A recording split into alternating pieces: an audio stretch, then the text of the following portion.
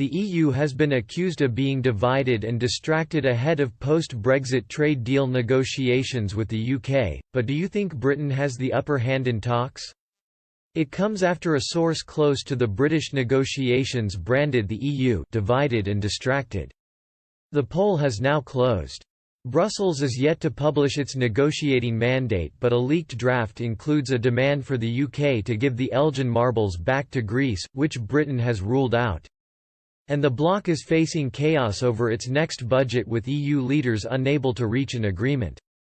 The source said, on the UK side, progress has been remarkably smooth, with a clear decision-making framework in place and a sense of unity among ministers.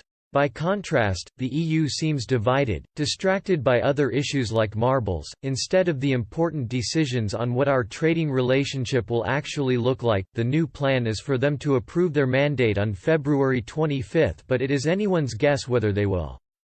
It comes as Boris Johnson is preparing to reveal his demands for a post-Brexit trade deal with the EU. The Prime Minister is expected to call for a Canada-style agreement in the negotiating mandate, which is due to be published on Thursday, but it puts the UK on a collision course with the EU after the bloc's chief negotiator Michel Barnier dismissed Britain signing up to the same deal as Canada.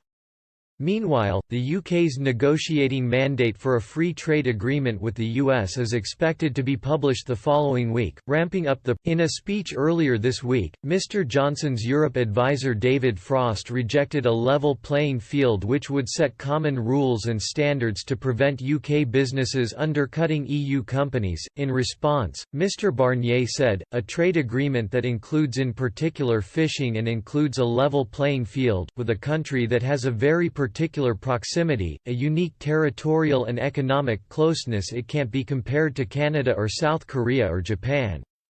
The UK left the EU on January 31 and is currently in a transition period which runs until the end of 2020, during which time Britain follows the bloc's rules but has no say in. Mr Johnson has repeatedly insisted he will not push back the deadline despite claims by critics that the timeframe is too tight. The Prime Minister is set to sign off the negotiating mandate with ministers on Tuesday before putting it to MPs on Thursday. Mr Frost and his team will then head to Brussels for the first round of negotiations on March 2. The EU member states are expected to adopt their negotiating position on Tuesday. It comes after Brexit left a hole of around €75 billion in the EU's 2021–2027 budget. A summit in Brussels broke down on Friday without an agreement between the 27 nations.